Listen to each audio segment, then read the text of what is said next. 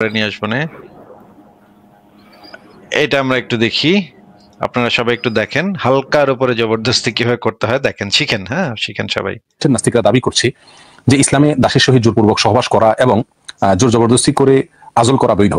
এর প্রমাণ হিসাবে তারা ইমাম আবু হানিফা রাহিমাহুল্লাহর কওল দেখায়, যেখানে তিনি বলেছেন দাসের সহিত আজল করতে অনুমতি নেওয়া জরুরি নয়।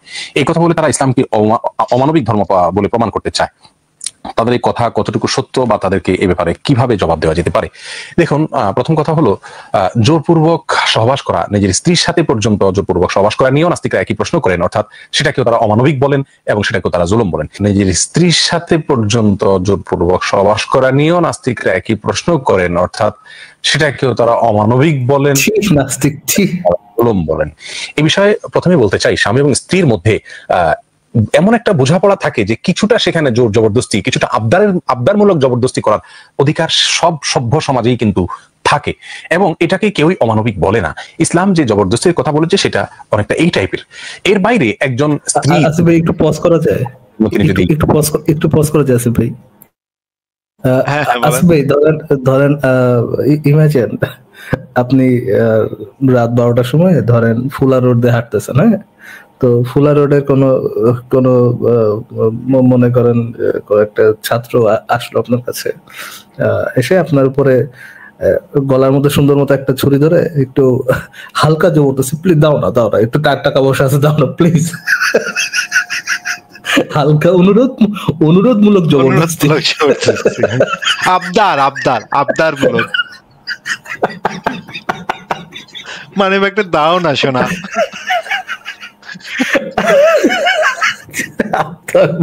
জবরদস্তি। চিন্তা করেন আসিফ ভাই, কবিশার আবদারমূলক, আবদার কি আর জবরদস্তি কি ভাই? দুইটা ওই যে আসিফ ভাই চিন্তা করেন, আল্লাহ দিচ্ছে প্রাকৃতিক ভাবে, এইটা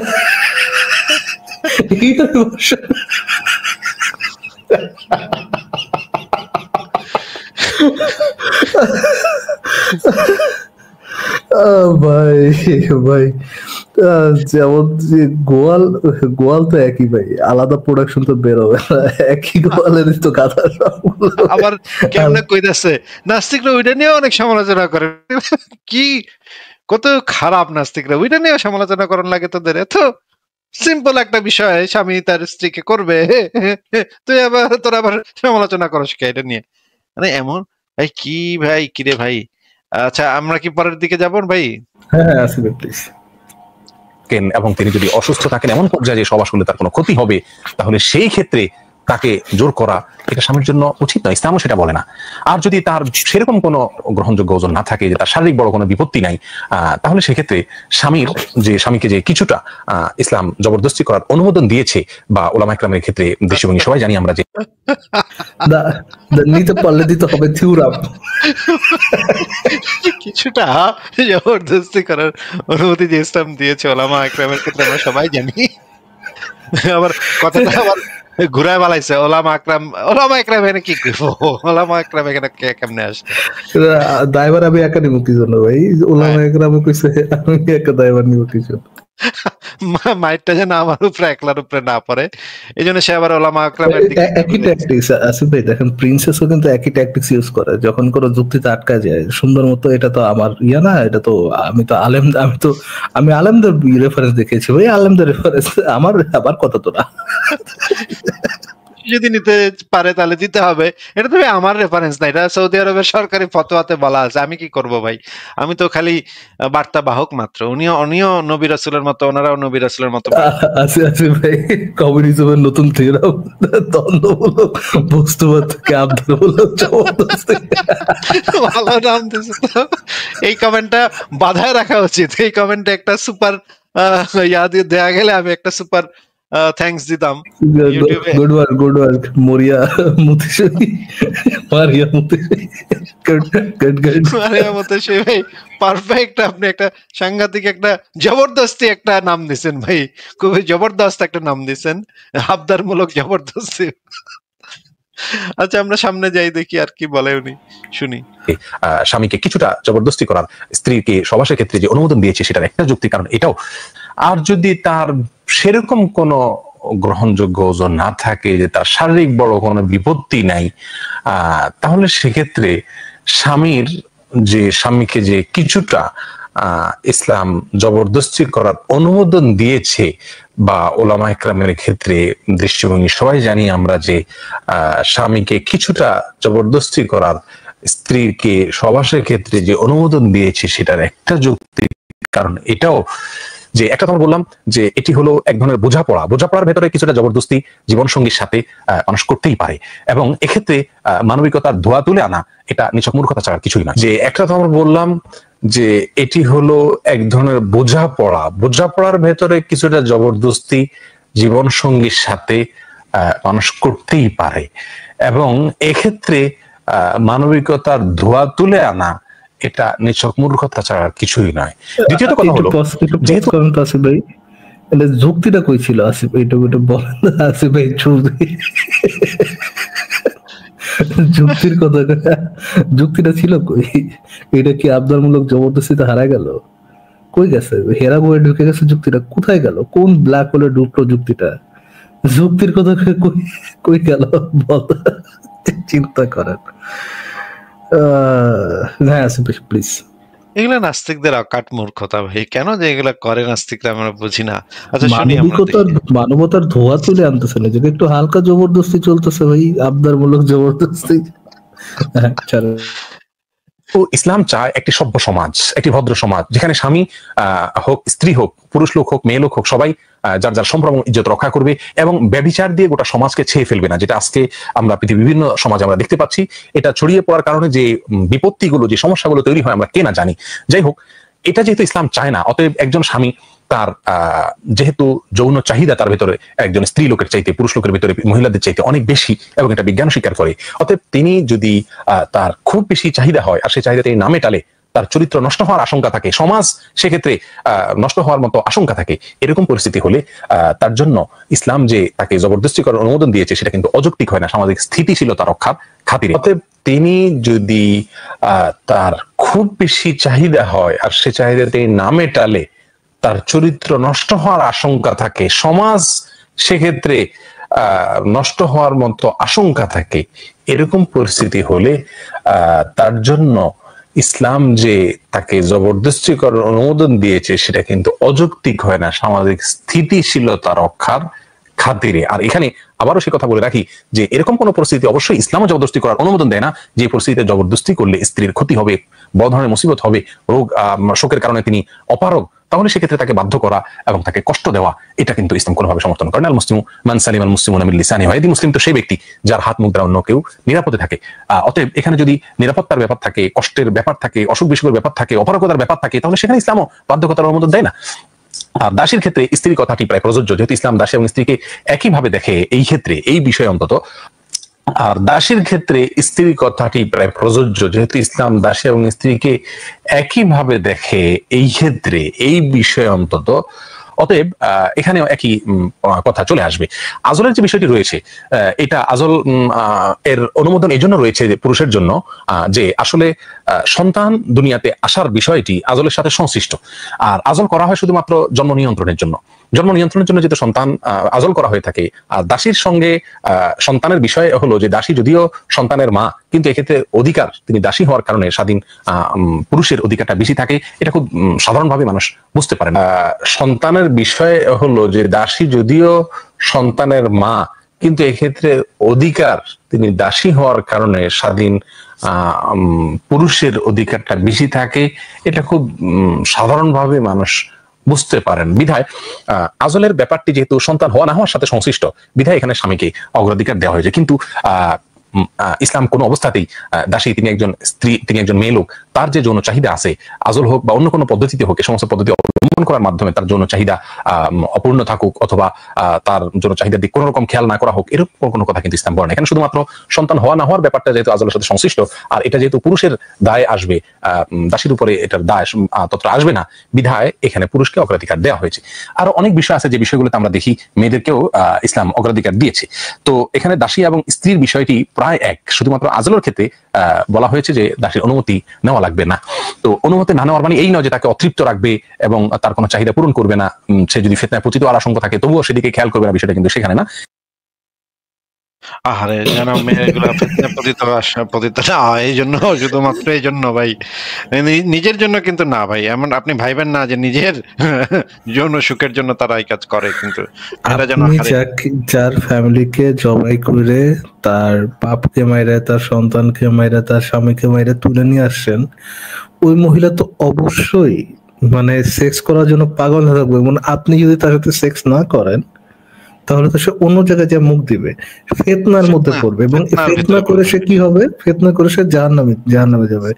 এই যে তাকে আপনি ফিতনা থেকে বাঁচাচ্ছেন, সমাজের মানুষকে ফিতনা থেকে বাঁচাচ্ছেন, তাকে জাহান্নাম থেকে বাঁচাচ্ছেন, এটার জন্য আপনার কি করতে হবে, ওই মহিলাটাকে আপনাকে রেপ করতে হবে।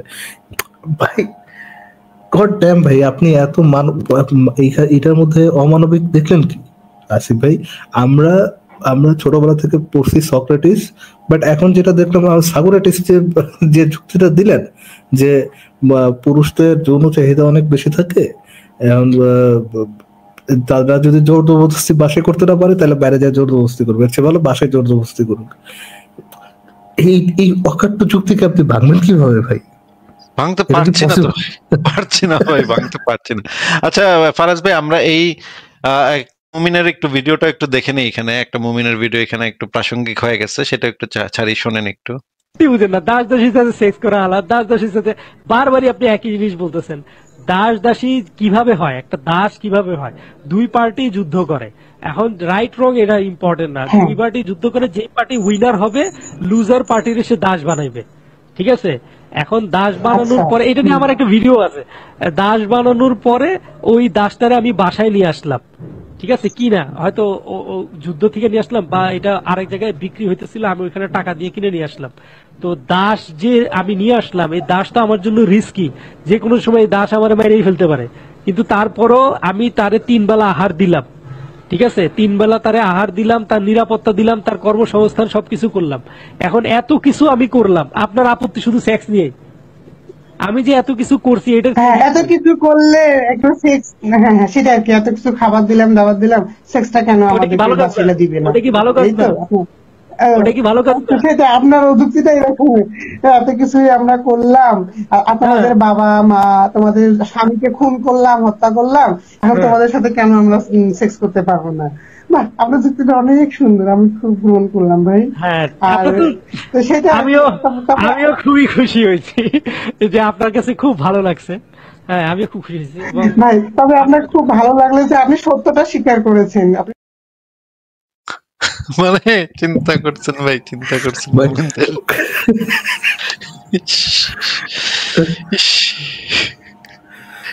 বলার কিছু ভাষা নেই। আপনি হয়তো ছোটবেলাতে শুনতে পারেন খাবি খা, এটা হচ্ছে খাবিরে, খাবারের বিনিময়ে।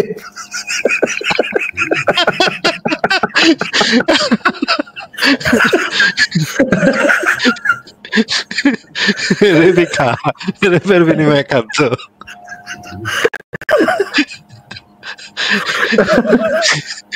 অথবা ধরি খা, দর্শনের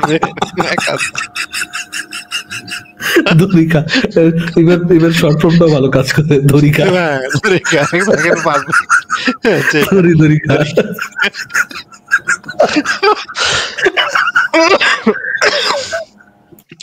ভাই আস্তে আস্তে কাশি উঠে গেছে। পানি খাবে, পানি খাবে। কি একটা অবস্থা ভাই, মুমিনদের যন্ত্রণা, এরা এত হাসায় ভাই, এরা এত এন্টারটেইনিং ভাই, জিনিসগুলো এত এন্টারটেইনিং। আচ্ছা, এত এন্টারটেইনিং যেহেতু আরেকটাও আমি শুনি, একটু শোনেন। আমাদের যে অজ্ঞ মুসলমান ভাই আছে তাদেরকে কনফিডেন্স দেওয়ার জন্য যে তারা যেইভাবে জিনিসটাকে পোট্রে করতেছে, আসলে বিষয়টা আসলে অমন না। আর আরেকটা জিনিস হলো যে যারা দাস প্রথাকে অমানবিক বলে, তাদের আসলে হিস্ট্রি নিয়ে আসলে কোনো ধরনের আসলে পড়াশোনা নয়। আর আরেকটা জিনিস হলো যে যারা দাস প্রথাকে অমানবিক বলে, তাদের আসলে হিস্ট্রি নিয়ে আসলে কোনো ধরনের আসলে পড়াশোনা নয়।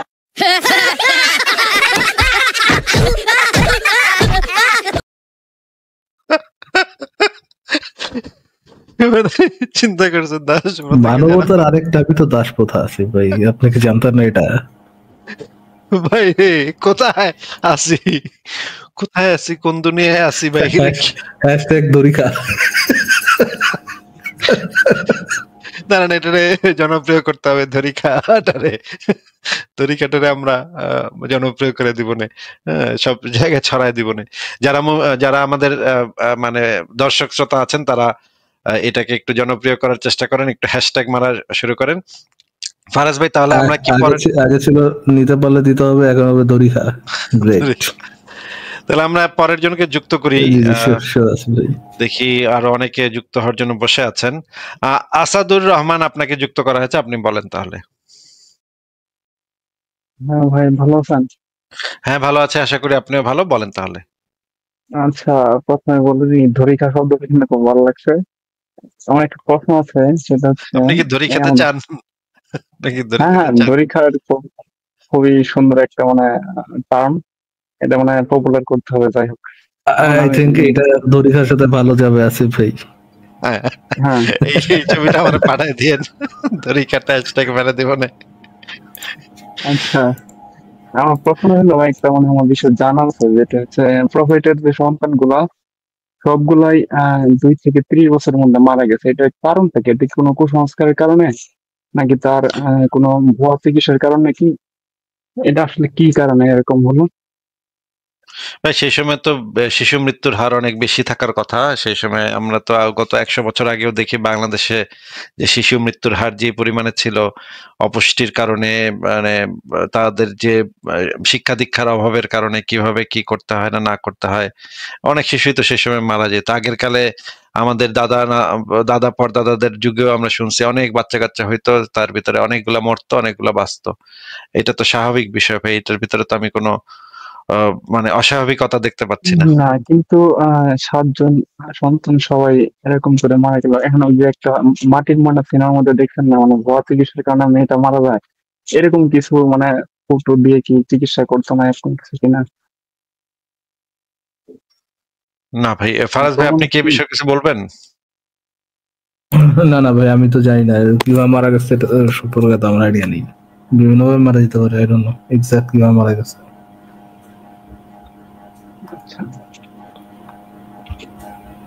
আর কি কোনো প্রশ্ন আছে ভাই? না, এটা আর কি জানা ছিল, আর কি সবগুলো তো একমত। আর প্রশ্ন আর কি মুমিন যুক্ত করেন। ঠিক আছে ভাই, ভালো থাকেন, আপনার জন্য শুভকামনা রইল। তাহলে বিদায় জানাচ্ছি। পরের জনকে যুক্ত করি, মোহাম্মদ ইউসুফ আলী, আপনাকে যুক্ত করা হয়েছে, বলেন আপনি।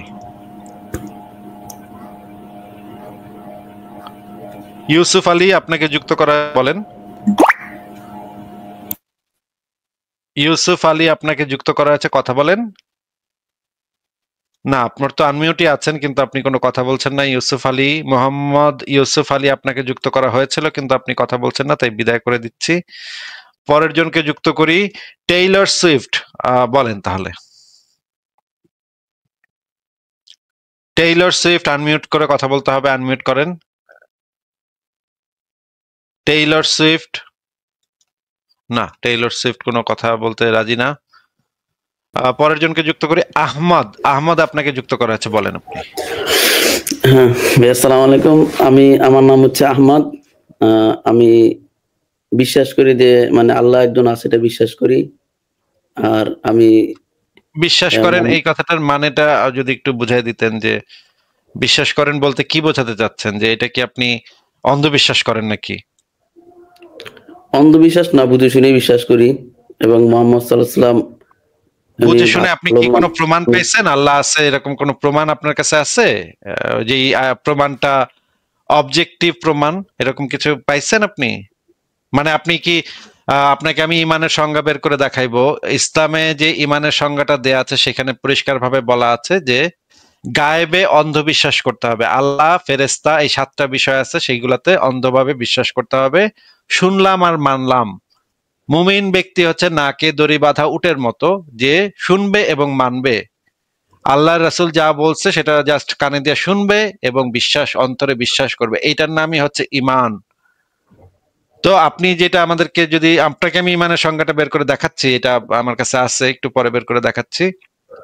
আগে একটু সমস্যা নেই, আসিফ ভাই আপনি কথা বলে থাকেন ইমানের সংজ্ঞার ওই যে ভিডিও আমি দেখাতে পারবো ইয়া নিয়ে। আচ্ছা ঠিক আছে। ওইটা তাহলে ভিডিও দেখাতে পারবো। তাহলে ইয়া ভাই আহমদ ভাই, আপনি তো ইমান আনছেন, নবী মোহাম্মদের কথার উপরে ইমান আনছেন, এবং নবী মোহাম্মদ যেই কয়টা কথা বলছে সবগুলাকে সত্য বলে স্বীকার করছেন, এবং আপনি একটা কলেমা পড়েন, দ্বিতীয় কলেমা আশহাদু আল্লা ইলাহা ইল্লাল্লাহ, এটা তো পড়েন তাই না ভাই, দ্বিতীয় কলেমা? হ্যাঁ পরি। এই যে আশহাদু আল্লাহ, এটার বাংলা মানে হচ্ছে আমি সাক্ষ্য দিচ্ছি যে, তাই না? হ্যাঁ আমি সাক্ষ্য দিচ্ছি যে আল্লাহ পাক আছে আর মোহাম্মদ আল্লাহর রাসূল এবং দাস, এটাই তো সাক্ষ্য দেন নাকি? হ্যাঁ এই যে সাক্ষ্যটা দেন, সাক্ষ্য দিতে হইলে যে প্রত্যক্ষ করতে হয়, নিজের চোখে দেখতে হয়, নিজের প্রমাণ একদম মানে নিজের উপস্থিত থাইকা সেখানে সচক্ষে দেখা তারপরে মানুষ সাক্ষ্য দিতে পারে। সচক্ষে যদি কোনো কিছু না দেখে তাহলে কেউ কখনো সাক্ষ্য দিতে পারে না, সাক্ষী হিসেবে সে গণ্য হইতে পারে না। আদালতে আপনি দেখবেন, আদালত সাক্ষী শুধুমাত্র তারাই হইতে পারে যারা সচক্ষে উপস্থিত থাইকা জিনিসটা দেখছে। কারো কাছ থেকে শুনছে এরা তো সাক্ষী হইতে পারে না, তাই না? হ্যাঁ। তাহলে আপনি যে দ্বিতীয় কলেমাটা যে বলেন সাক্ষ্য দিতেছেন, আপনি কি ভাই নিজে প্রত্যক্ষ করছেন, উপস্থিত থেকে দেখছেন যে আল্লাহ আছে, জিবরাইল আইসা মুহাম্মদের দিত ওহী, এটা কি আপনি নিজে উপস্থিত থেকে দেখছেন নাকি আপনি আপনার বাপ মায়ের মুখ থেকে শুনছেন? শুধু সেখানে যে ইয়ে করতে হইলে হবে না আসিফ ভাই, সেটা হচ্ছে আল্লাহ ছাড়া আর কোনো ইলাহা নাই। শুধু এটা দেখলেই হবে না যে আল্লাহ আছে, তারা দেখতে হবে পুরা মহাবিশ্বে, আর মানে পুরা মহাবিশ্বে না, কসমোসে যতটুক যা কিছু অস্তিত্ব আছে তার মধ্যে আর কোনো কি নেই, আর কোনো গড নেই, এটাও তারা দেখতে হবে। এটা একটু দেখাটা একটু টাফ ভাই, এটা উনি কিভাবে দেখলেন, দেখে আবার সাক্ষ্য দিতেছেন। ভাই আপনি আমাদেরকে একটু বলেন তো যে এই সাক্ষ্যটা যে আপনি দিচ্ছেন, তারও সাক্ষ্য দেয়া মানে তো প্রত্যক্ষ আপনি করছেন, নিজে উপস্থিত থেকে প্রত্যক্ষ করছেন, প্রত্যক্ষ করে শিওর হয়েছেন, শিওর হইয়া আপনি সাক্ষ্যটা দিতেছেন। আপনি কি এই সাক্ষ্যটা সত্য সাক্ষ্য দিচ্ছেন না মিথ্যা সাক্ষ্য দিচ্ছেন বলেন তো?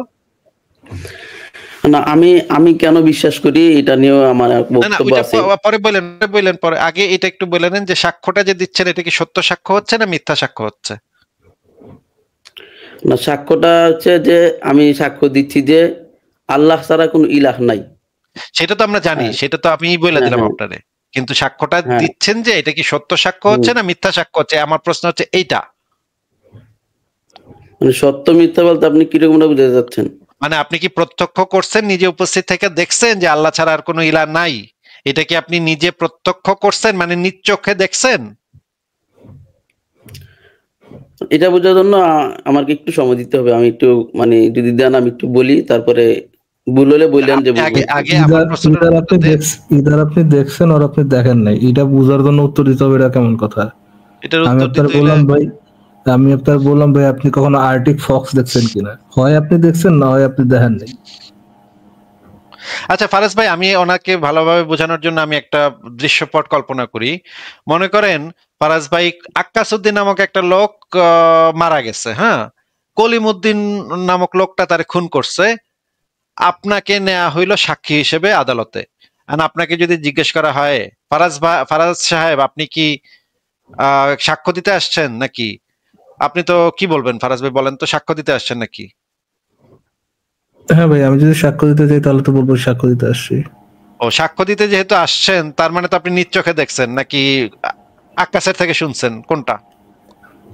না ভাই, আসলে এটা হবে কি, মানে আমাকে এটা এক্সপ্লেইন করার সুযোগ দিতে হবে। আমি এটা নিজ চোখে না দেখলেও কেন আমি নিজ চোখে দেখছি, এটা যদি এক্সপ্লেইন করার সুযোগ আমাকে দেয়।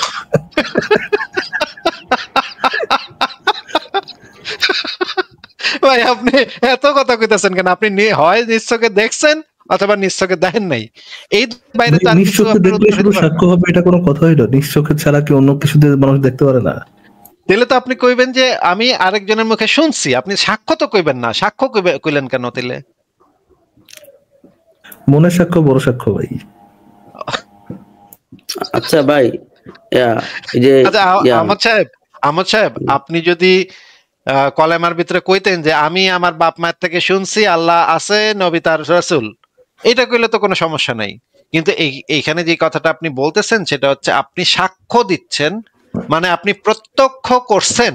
প্রত্যক্ষ না করলে তো সাক্ষ্য দেওয়া সম্ভব না ভাই। আদালতে যখন আপনি সাক্ষী দিতে যাবেন, সাক্ষ্য দিতে যাবেন, সাক্ষী হিসেবে যাবেন, তখন তো আপনার অবশ্যই ঘটনাটা নিজ চোখে উপস্থিত থাকা দেখলে তখন আপনি সাক্ষী হইতে পারবেন, এছাড়া তো কেউ সাক্ষী হইতে পারে না। এটা কি আপনি জানেন না? আপনি কি বাতাসকে বিশ্বাস করেন? বাতাসকে অবশ্যই আমি মানি, বিশ্বাস করব কেন? আচ্ছা, বাতাস দেখতে কিরকম? বাতাস দেখতে কিরকম মানে বাতাসকে আমি লিকুইডে পরিণত করতে পারি, বাতাসকে লিকুইডে পরিণত করে আমি মেশিনের ভিতরে ঢুকাইতে পারি, সেটারে আগুন লাগলে সেটা আমি লিকুইড গ্যাস ছেড়ে দিতে পারি, সেটা বরফের মতো অনেকটা। এটা আমার বাসাতেই আছে ভাই। বাতাসকে আমি লিকুইডে পরিণত করতে পারি, মানে তরল পদার্থে বা জমাট বরফের মতো পদার্থেও পরিণত করতে পারি, সেটা আমার বাসাতেই আছে। এটা যদি আমি নর্মাল টেম্পারেচারে রাইখা দিই তাহলে সেটা একটু পরে গ্যাস হয়ে উড়া যায়। আপনাকে তো আমি সেটা জিজ্ঞেস করি নাই ভাই, আপনি প্রসঙ্গ চেঞ্জ করতেছেন কেন? আপনাকে জিজ্ঞেস করেছিলাম যে আপনি যে সাক্ষ্য দিচ্ছেন, দ্বিতীয় কলেমার যে সাক্ষ্যটা দিচ্ছেন, এই সাক্ষ্যটা কি আপনি নিজ চোখে দেখছেন? হয় দেখছেন অথবা দেখেন নাই, এর বাইরে তো আর কোনো উত্তর নাই, তাই না? না, এই আল্লাহ রাব্বুল আলামিনের যেমন আল কোরআন, আল্লাহ রাব্বুল আলামিনের আল কোরআন না বাল কোরআন, সেটা তো আপনারা জিজ্ঞেই নেই ভাই। আপনারা জিজ্ঞাসছি যে আপনি দেখছেন নাকি দেখেন নাই, প্রত্যক্ষ করছেন অথবা করেন নাই, এই দুইটার বাইরে তো আর কোনো উত্তর হইতে পারে না ভাই। মনে করেন আক্কাসউদ্দিন কলিমউদ্দিনরা খুন করছে, ভাই এটা কি আপনি দেখছেন নাকি দেখেন নাই? কন্ত ওইখানে উপস্থিত ছিলেন নাকি ছিলেন না? কোনটা যে আক্কাস আলী হত্যা হয়েছে আমি উপস্থিত থাকলে, হ্যাঁ, যদি হত্যা আমি দেখেন নাই, ওটা তো আপনি দেখেন নাই, তাই না? হ্যাঁ, তাহলে না দেখলে তো আপনি সাক্ষী দিতে পারবেন না। আপনি যদি এখন আদালতে গিয়া কন আমি দেখি নাই ভাই, কিন্তু আমি সাক্ষ্য দিতে আইছি, এটা কইলে জজ সাহেব আপনারা কি জুতা দিয়ে বেরিব না? হ্যাঁ বেরিব। যদি আপনি না দেখা থাকেন, ঘটনার উপস্থিত ওইখানে না থাকা থাকেন, আপনি উপস্থিত নাই, দেখেনও নাই, কিছু জানেনও না, আপনি বিশ্বাস করেন আক্কাসে মারছে, মনে করেন আপনি খুব কঠিন ভাবে বিশ্বাস করেন আক্কাসেই মারছে, আক্কাসই খুনি, এই বিশ্বাস দিয়ে তো আপনি সাক্ষ্য দিতে পারবেন না, তাই না? হ্যাঁ, না ধরেন যে অনেকে বলে না যে আমি সাক্ষ্য দিচ্ছি যে আমি বাংলাদেশ সংবিধানকে রক্ষা করিব, বাংলাদেশ সংবিধান মেনে চলিব, না এটা তো কেউ সাক্ষ্য দেয় না, তো এটা প্রতিজ্ঞা না দেয়, আমি ঘোষণা সাক্ষ্য দিচ্ছি। হ্যাঁ, এটা প্রতিজ্ঞা করে। ছোটবেলায় কোনো শপথ করেন নাই ভাই? শপথ, হ্যাঁ, স্কুলে যায় শপথ করেন না, ওটা কি আপনি বলে আমি সাক্ষ্য দিচ্ছি যে নাকি আমি শপথ করছি? আমি সাক্ষ্য দিচ্ছি, শপথ। স্কুলে যায় যখন হাতটা তুলে বলতেন যে আমি শপথ করে দিচ্ছি, যে তখন কি বলতেন যে আমি সাক্ষ্য দিচ্ছি? যে বলদার আসার মতো কথা বলতেছেন কেন রে ভাই? সোনাহাগা থেকে এগুলা উঠে আসে ভাই, একটা ঠিকভাবে কথাও বলতে পারে না, মানে কি যে একটা মুসিবত আমাদের, কি যে একটা মুসিবত। আচ্ছা ঠিক আছে, তারপরেও আপনাকে আবারও জিজ্ঞেস করি যে সাক্ষ্য দিতে হইলে তো অবশ্যই নিজের চোখে সচক্ষে উপস্থিত থাকে সেই ঘটনাটা দেখতে হয়, না দেখলে অন্য কারো থেকে শুই না বিশ্বাস করলে, ধরেন ওইটা আপনার খুব কঠিন বিশ্বাস, তারপরেও তো আপনি সাক্ষ্য তো দিতে পারেন না, তাই না? আচ্ছা, সাক্ষ্য এবং শপথের মধ্যে পার্থক্য কি? আল্লাহর রাস্তায় তাহলে ভাই বিদায় নেন। ফারাজ ভাই আপনি পার্থক্য বুঝাইবেন? बंद करो भाई, हाथ जोड़ के मोदी जी से गुजारिश करता हूँ भाई, विदाय नेन भाई। আল্লাহর রাস্তায় খ্যাম করেন ভাই, এটা আমি ক্ষমা করেন ভাই, আল্লাহর রাস্তায় ভাই, আল্লাহর ওয়াস্তে লাগে ভাই। এই টাইপের সুনাহাগাদের সাথে ভাই আমরা কনভারসেশন আগাই না ভাই, এটা সম্ভব না আমাদের পক্ষে। আমাদের আল্লাহর রাস্তায় মাফ করে দেন ভাই, আমরা ক্ষমা চাই। এটা কাজ করেন ভাই, স্কুলে ভর্তি হন, উদয় টাকা দিয়ে পড়াশোনা করছেন, এত ওয়েস্ট হইছে, আবার ভর্তি হন। সাক্ষ্য আর শপথের মধ্যে পার্থক্য কি? এটা যদি আপনার পাবলিক ফোরামে এসে বোঝানো লাগে, উদয় ভাই আপনার টাকা নষ্ট করে স্কুলে পড়াশোনা করছেন, আরেকবার ভর্তি হন। আপনি বাল ফালাইতে পড়ালেখা করছেন, বুঝছেন? জান আপনি আপনার টিচারে গিয়া দুইটা চটকানা মারবেন যে তোরা আমার কি শিখাইছো সাতদিন, আমি লাইভে গিয়া জিগাইছি সাক্ষ্য আর শপথের ভিতরে পার্থক্য কি। ভাই কোন ক্লাসে পড়েন বলেন তো ভাই? আমি 10 পর্যন্ত পড়ছি। 10 পর্যন্ত, এরপর আর পড়েন নাই নাকি? এরপরে এখন 10 পর্যন্ত পড়া বুঝেন নাই যে সাক্ষ্য আর শপথের মধ্যে পার্থক্য কি? ভাই এই জন্য তো দেখেন আমরা যদি আমরা সংবিধানকে শপথ করি, ঘোষণা দিই, সাক্ষ্য দিয়ে আমি এটা করবো, মানে আর কথা কয়েন না ভাই, আল্লাহর রাস্তায় আর কথা কয়েন না ভাই। যেমন অঙ্গীকার করছি যে আমি অঙ্গীকার করছি এটা মানিয়া চলিব, হ্যাঁ এটা সাক্ষ্য, এটাই সাক্ষ্য নাকি? এটাই সাক্ষ্য। ওয়াও, না না, অবশ্যই অঙ্গীকার অঙ্গীকার এবং সাক্ষ্য একটু কাছাকাছি শব্দ, দুইটা একই। ও যেমন কত আমি সাক্ষ্য কাছাকাছি দিচ্ছি, ভাই? ভাই অঙ্গীকার নাকি করছি। ভাই জমজ ভাই নাকি পাড়াতো ভাই কেমনে ভাই? পাশের বাড়িতে তাই অঙ্গীকারের প্রতিবেশী ভাই পাশের বাড়িতে সাক্ষ্য করে। প্রতিবেশী ভাই ব্রাদার এক এক টঙের দোকানে চা খায় দুইজনে, অঙ্গীকার এবং সাক্ষ্য একই টঙের দোকানে দুইজন মিলা, প্রতিবেশী তো কাছাকাছি থাকে, পাশাপাশি বাসা। মিরপুরের দিকে থাকে মনে হয় নাকি ভাই? আহমদ ভাই কোন কোন এলাকায় থাকে, পাশাপাশি কোথায় থাকে?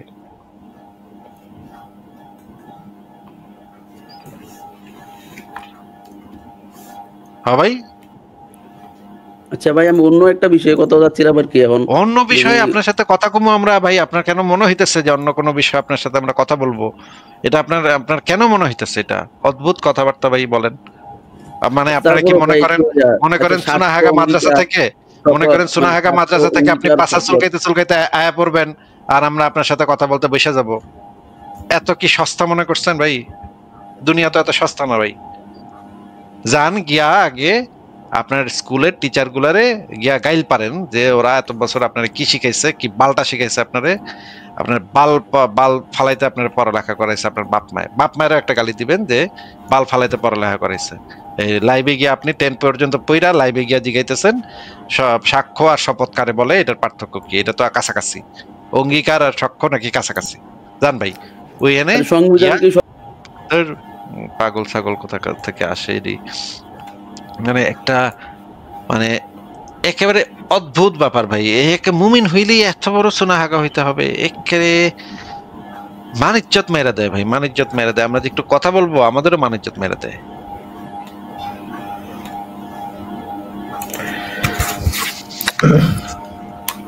কি আর কমু? ঠিক আছে, পরের জনকে যুক্ত করি তাইলে। আই এম আপনাকে যুক্ত করা আছে, বলেন আপনি। হ্যালো, হ্যাঁ বলেন, আই এম বলেন। জি ভাই, ভালো আছেন? হ্যাঁ ভালো আছে, আশা করি আপনিও ভালো। বলেন তাহলে। এই যে একটু আগে যে আহমদুল্লাহ হুজুর বললেন যে পুরুষের চাইতে না স্ত্রীর চাইতে পুরুষের বেশি যৌন চাহিদা বেশি, বিজ্ঞানসম্মত ওইটা কি সঠিক? না, সঠিক না। উনি বললো না প্রমাণিত আছে। কোথায় প্রমাণিত আছে সেটা তো বুঝলাম না ভাই। উনি বললো না বিজ্ঞানসম্মত, বিজ্ঞানের দ্বারা প্রমাণিত আছে। এরা তো এই কথা বলে যে নাসার বিজ্ঞানে নাকি কোরআন পড়া বিজ্ঞান আবিষ্কার করে, এরা তো এই কথা বলে। এগুলা নিয়ে কি বলবো ভাই? এগুলা তো শুনতেছি অনেক বছর ধরে।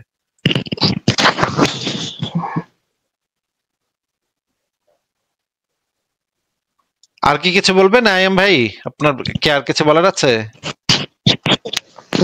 জি না, এইটুকু বলার ছিল। ঠিক আছে, তাহলে বিদায় জানাই, ভালো থাকেন, আপনার জন্য শুভকামনা রইল। পরের জনকে যুক্ত করি। আউটসাইডার আপনাকে যুক্ত করা আছে, বলেন আপনি। ভাই আমাকে কি শোনা যাচ্ছে? হ্যাঁ শোনা যাচ্ছে, বলেন।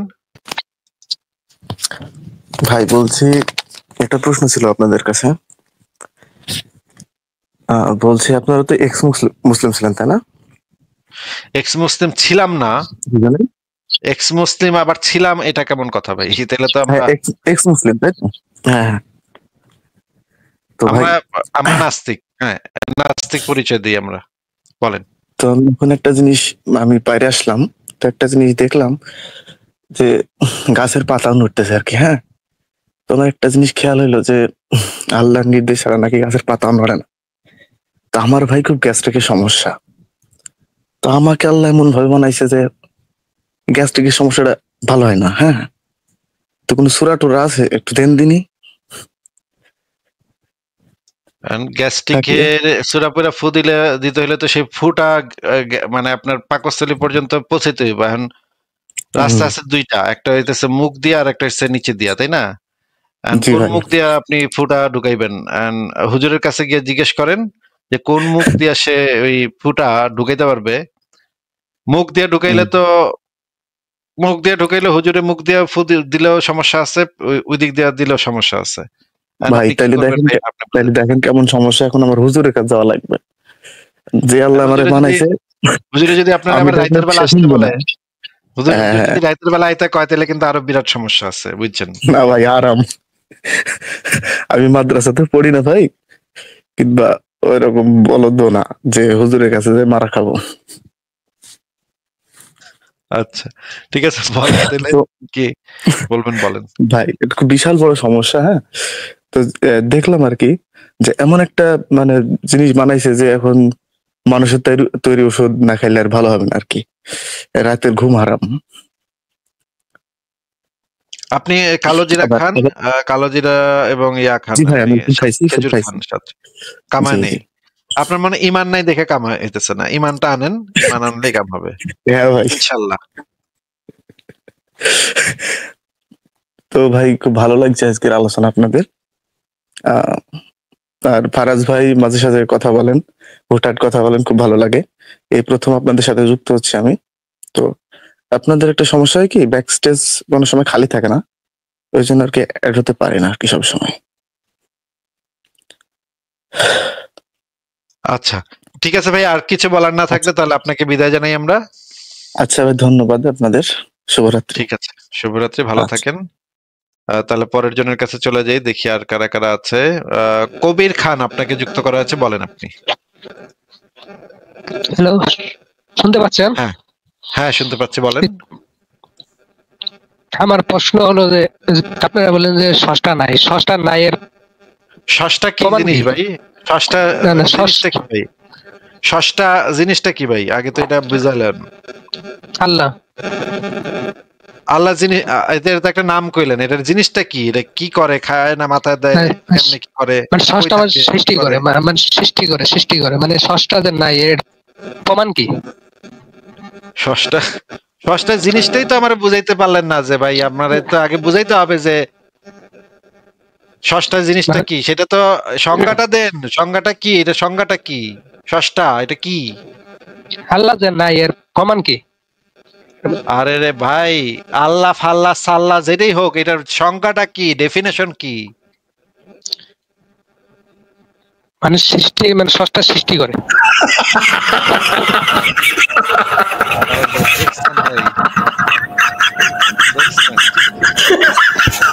Good work, good work, good work.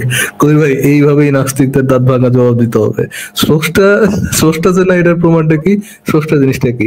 মানে আল্লাহ ভাই, আল্লাহ যে না এটার প্রমাণটা কি? আল্লাহ জিনিসটা কি? বুঝি স্রষ্টা ভাই। গুড, কন্টিনিউ, এটা লুপে থাকতে হবে। এইভাবে নাস্তিকদের দাঁত ভাঙা জবাব দিতে হবে। গুড ওয়ার্ক ভাই। যে আমার যে চাতাইতেছে ফারাজ ভাই, আমি আমি গাইল পাড়া শুরু করবো, এরপরে কইবো যে এই নাস্তিকেরা গেলে আমার গালি দিয়ে বাইর করে দেয়, নাস্তিকেরা কত খারাপ, আমার গালি দিয়ে বাইর করে দিছে। আমি না একটু জ্ঞান জ্ঞান করে একই কথা বারবার কইছি, এই জন্য ভাই গালি দিয়ে বাইর করে দিব। আমি না কইছি ষষ্ঠা মানে আল্লাহ, আল্লাহ মানে কি? আল্লাহ মানে ষষ্ঠা, ষষ্ঠা মানে কি? ষষ্ঠা মানে আল্লাহ, আল্লাহ মানে কি? আল্লাহ মানে ষষ্ঠা। একই কথা ঘুরাই ঘুরাই কইছি, এই জন্য আমার ভাই গাইল দিয়ে বের করে দিব। আবার নাকি ফারাজ দাওয়ার নাম আমার বাসায় লাথি দিয়ে বের করছে, কয় নামাজের দ্বারা। কত খারাপ নাস্তিকরা, কত খারাপ ভাই। ভাই ফারাজ ভাই, কি কি করবো করেন তো ভাই?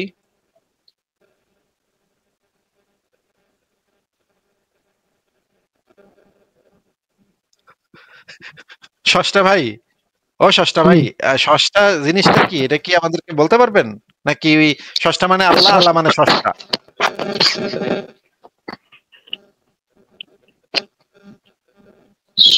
ষষ্ঠা মানে সৃষ্টি করে, মানে শূন্য থেকে অস্তিত্ব আনা। শূন্য থেকে যে অস্তিত্ব যে কেউ আনে, এটা কি কোনো প্রমাণ আছে? হ্যাঁ আছে, প্রমাণ আছে না। তার মানে আপনি বলতে যাচ্ছেন আপনার এটা অন্ধবিশ্বাস একটা নাকি? তো আপনার এই অন্ধবিশ্বাসটা আমাদের কাছে আইছেন, এটা যে নাই এটা প্রমাণ করতে আইছেন নাকি? ওয়াও। কিন্তু ভাই আমারও একটা অন্ধবিশ্বাস আছে, সেটা হইতেছে আমার একটা অন্ধবিশ্বাস আছে ভাই, শিশু সদের আলাইহিস সালামের ওগার মধ্যে এলিয়েন বসবাস করতো, এইটা বসবাস করতো না, প্রমাণ করেন। করেন ভাই, প্রমাণ করেন। আমার আমার আমার বিশ্বাসটা শুনেন, আমার অন্ধবিশ্বাসটা শুনেন। আমার অন্ধবিশ্বাসটা হইতেছে লুৎসা নবী মোহাম্মদ আল্লাহর পেছন মারা দিতেছে এই মুহূর্তে।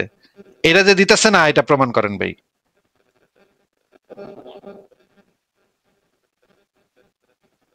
প্রমাণ করতে পারবেন কবির খান ভাই? এটা কি প্রমাণ করতে পারবেন আপনি? আপনার নবী যে এখন আল্লাহর পিছন দিয়ে দিতেছে না, সেটা প্রমাণ করতে পারবেন?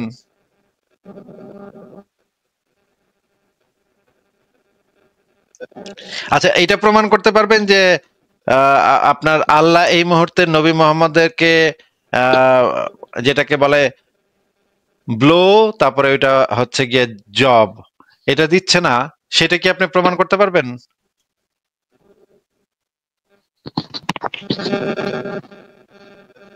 ও কবির খান ভাই, এটা কি প্রমাণ করতে পারবেন?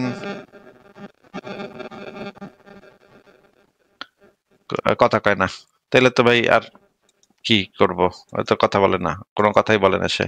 ঠিক আছে, পরের জনকে যুক্ত করি ভাই। কি যে ভাই, সে একটা অন্ধবিশ্বাস করে আর আমাদের এসে বলতেছে যে ভাই অন্ধবিশ্বাসটা এটা যে নাই এটা প্রমাণ করেন। আমি একটা অন্ধবিশ্বাস করি, এটা যে নাই, তাহলে আমরাও অন্ধবিশ্বাস করি, আমরাও একটা অন্ধবিশ্বাস করি, সেটা যে হচ্ছে না, সেটা যে নাই, সেটা প্রমাণ করেন আপনি। তাহলে এটাকে প্রমাণ করতে পারবেন আপনারা? মানে কি রে ভাই। আচ্ছা, পরের জনকে যুক্ত করি। মোহাম্মদ ইউনুস আলী, আপনাকে যুক্ত করা আছে, বলেন। হ্যালো, শোনা যায়? হ্যাঁ শোনা যায়, বলেন।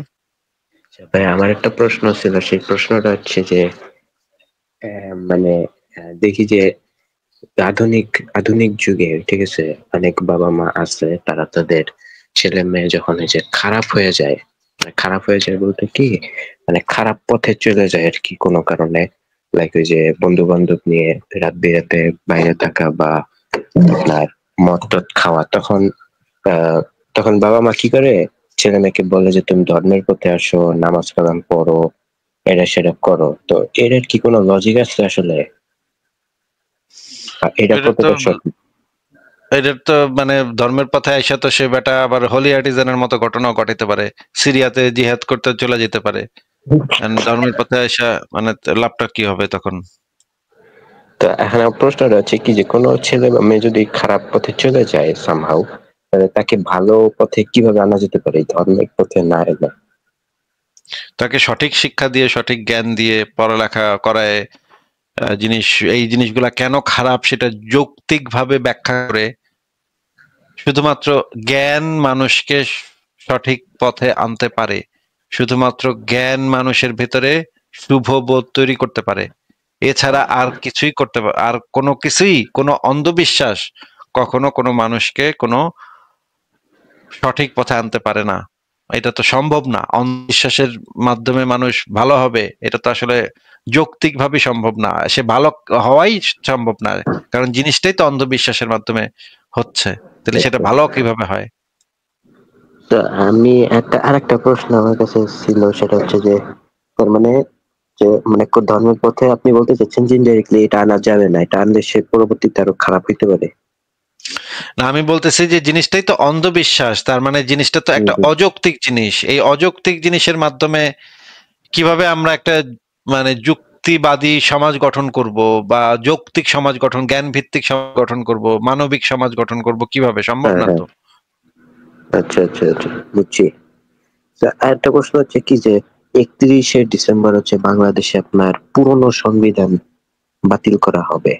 তো এটা আপনি কোন চোখে দেখেন, যে এটার ফলে কি আপনার বাংলাদেশে যে কিছু লোকজন আছে খিলাফত নাকি জানি একটা প্রতিষ্ঠা করবে, তো এই জিনিসটা কিভাবে আপনি দেখেন আসলে? এটা হচ্ছে আমার শেষ প্রশ্ন, এবং চলে যাবো। না ভাই, এটা আমি তো এখনো জানি না তারা কি করবে, এই জিনিসটা এখনো দেখি নেই, দেখবো না পরে, এখনো দেখার মতো টাইম পাইনি। ফারাজ ভাই, আপনি কি জানেন এই বিষয়ে কিছু? হ্যাঁ ভাই, সংবিধান বাতিলের মতো কথা আসছে, আমি খুব বেশি একটা করিনি, বাট দেখা যাক। আমার মনে হয় না তেমন কিছু একটা হবে, কজ কোনো জনসমর্থন পায় বলে মনে হয় না, বাট লেটস সি সামনে কি হয়। আমার এটা সম্পর্কে বিজ্ঞানের মধ্যেও কিছু যা মানে কোনো লাভ নেই আসলে, আমার ওই মতো তো আর কোনো কিছু যাবে আসবে না। লেটস সি কি হয়, সামনে না হয় দেখা যাবে। ঠিক আছে, তাহলে মোহাম্মদ ইউনুস আলী ভাই, আপনাকে কি আজকে তাহলে বিদায় জানাবো? আচ্ছা, আমার একটা লাস্ট প্রশ্ন, ঠিক আছে, লাস্ট, এরপর বিদায় জানাই। সেটা হচ্ছে কি, যে ইতিহাসে অনেক মানুষ আপনার আসছে যে তারা অনেক মানুষকে হত্যা করছে, হত্যা করছে, লাইক হিটলার, চেঙ্গিস খান, এরপরে তৈমুর মাউদ।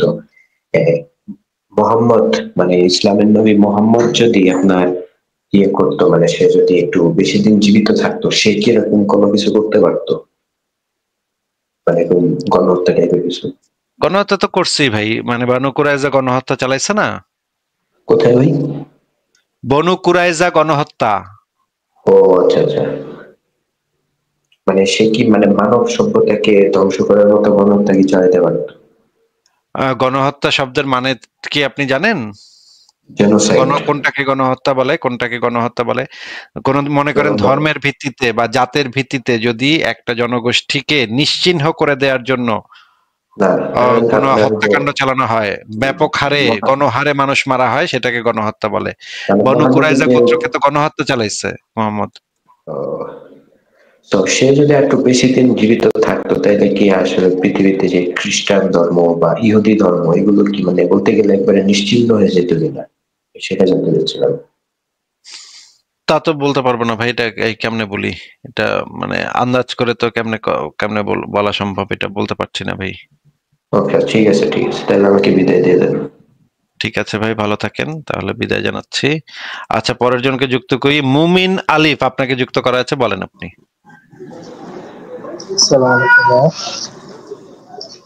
হ্যাঁ বলেন।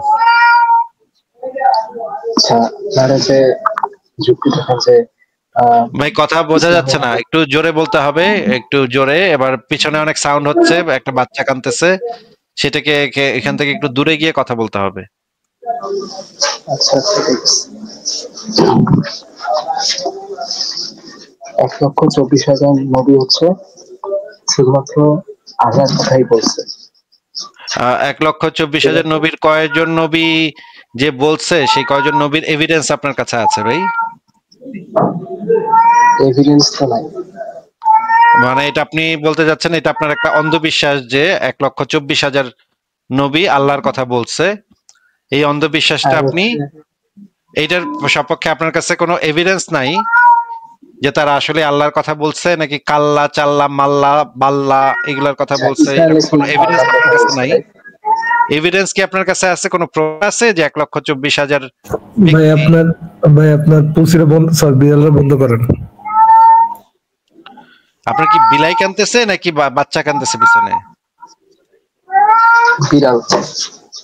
তাহলে বিড়ালটাকে একটু দূরে গিয়ে কথা বলেন, দূরে গিয়ে কথা বলেন, আপনার বিড়ালের শব্দ, কান্নার শব্দ আসতেছে অনেক জোরে। আপনাকে যেটা জিজ্ঞেস করা হয়েছে সেটা হচ্ছে 1,24,000 নবী যে আল্লাহ আছে এটা বলছে, এইটার সপক্ষে কি প্রমাণ আপনার কাছে আছে? যদি প্রমাণ না থাকে তাহলে তো সেটা আপনার একটা অন্ধবিশ্বাস নাকি? হ্যাঁ, অন্ধবিশ্বাস তো অবশ্যই। তাহলে এই আপনার